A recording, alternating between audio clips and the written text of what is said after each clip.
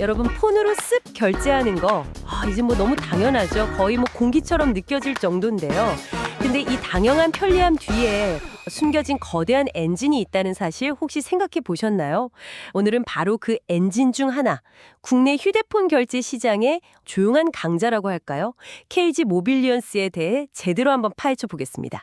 자, 그럼 시작해 볼까요? 네, 2000년대 초반부터 시작해서 벌써 20년 넘게 휴대폰 결제 분야에서 아주 굳건히 자리를 지켜온 기업이죠. 20년이요? 네, KG그룹의 핵심 핀테크 기업이고요.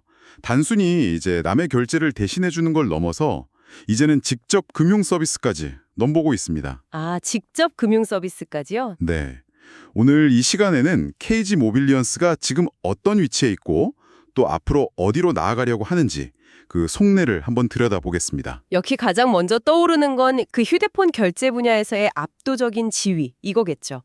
시장 점유율이 40%를 넘는다니 이건 뭐 거의 시장을 그냥 장악하고 있다 이렇게 봐도 될까요? 네, 맞습니다. 재작년 2분기 기준으로 40.4%였으니까요. 지금도 아마 비슷하거나 더 높을 수도 있고요.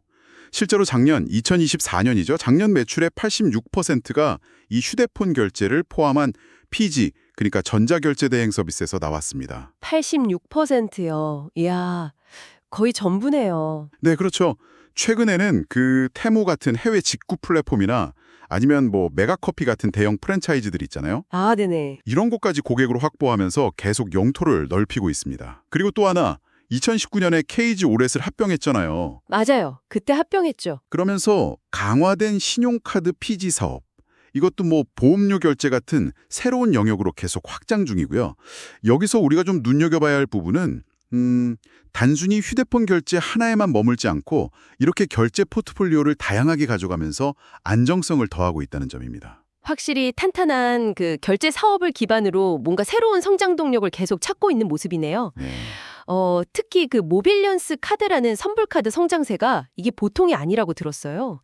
2023년 거래액이 전년 대비 뭐 165% 늘어서 7천억 원을 넘었다고요. 이게 어떻게 가능했던 거죠? 네, 그 성장세가 정말 무섭죠. 재작년에 7천억 원 돌파했고요. 일단 만 14세 이상이면 누구나 만들 수 있게 그 가입 문턱을 확 낮췄어요. 이게 10대 청소년 고객들을 아주 적극적으로 끌어안은 전략이었는데 제대로 먹힌 거죠. 아, 10대 공략? 네.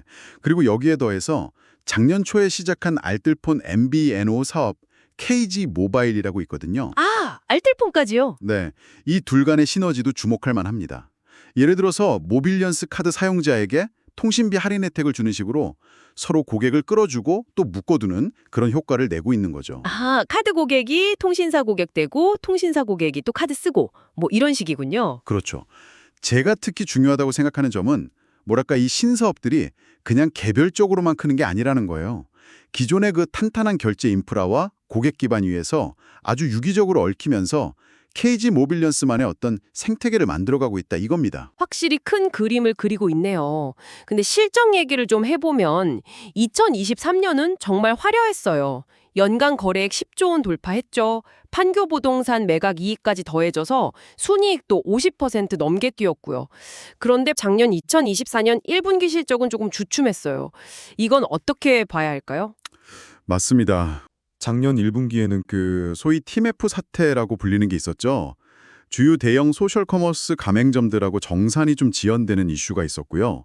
이런 일회성 요인이 좀 영향을 미쳤습니다. 아, 그 정산 문제 있었죠. 네. 네. 그리고 또 워낙에 재작년 2023년 1분기 실적이 좋았어요.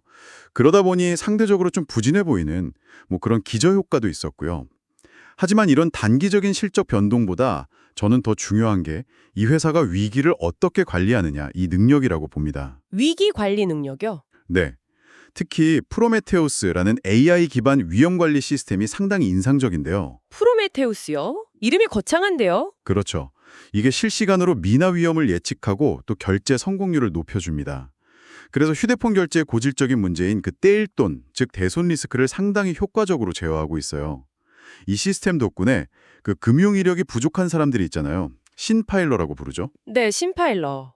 이런 고객들에게도 더 정교한 신용평가를 제공할 수 있게 됐다는 점, 이것도 주목할 만한 경쟁 우위라고 할 수 있습니다. 와, AI로 그런 것까지 하는군요. 프로메테우스.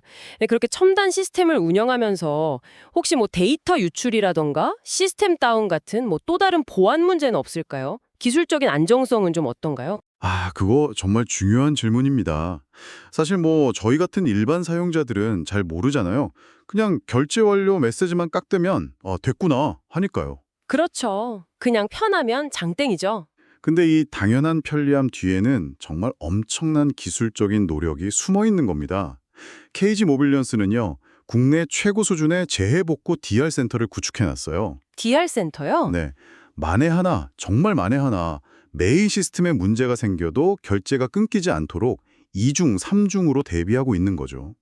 그 규모가 시간당 280만 건을 처리할 수 있는 수준이라고 하니까 뭐 안정성만큼은 정말 철저하게 관리한다고 봐야겠죠. 시간당 280만 건, 어마어마하네요. 네, 정보보호관리체계 그 ISMS 인증은 뭐 기본이고요. 개인정보 암호화나 또 모다스라는 빅데이터 분석 시스템을 활용해서 가맹점 마케팅을 지원하는 것까지 기술과 보안에 대한 투자를 정말 아끼지 않고 있습니다. 그렇군요. 역시 결제 회사는 보안이 생명이니까요. 근데 핀테크 산업은 또 정부 규제 영향을 상당히 받지 않습니까? 최근에 뭐 소상공인 부담 줄여주자고 피지사 수수료 상한선 두자는 얘기도 계속 나오고요. 이런 규제 환경 변화, 이건 KG 모빌리언스에게 어떤 영향을 줄까요? 네, 그 수수료 규제 강화 논의는 분명히 잠재적인 부담 요인이 될 수 있습니다. 이건 뭐 부정할 수 없고요. 하지만 좀 역설적으로 들릴 수도 있는데 강화되는 전자금융거래법 규제들 있잖아요. 예를 들어서 고객의 정산 자금을 외부 기관에 의무적으로 맡기도록 하는 그런 조항들. 네. 그런 내용들이 있었죠? 이런 것들은 오히려 KG 모빌리언스처럼 이미 시스템과 자금력을 잘 갖춘 상위 사업자에게는 유리하게 작용할 수도 있습니다. 왜냐하면 시장 질서를 좀 바로잡고 부실한 업체들을 걸러내는 그런 효과가 있거든요. 오히려 기회가 될 수도 있다. 네, 그런 측면도 있는 거죠. 투자 관점에서 보면 뭐 업종 평균보다 낮은 PER이나 PBR 같은 지표들, 그러니까 주가 수익 비율이나 주가 순자산 비율이 낮다는 건 주가가 상대적으로 좀 저평가되었을 수 있다는 신호로 해석될 수도 있고요. 또 4%대의 배당 수익률도 나름 매력적일 수 있습니다. 배당도 꽤 주네요. 네. 하지만 앞서 말씀드렸던 그런 단기 실적 변동성이라든지 또 이런 규제 리스크 같은 변수들도 반드시 함께 고려해야 합니다.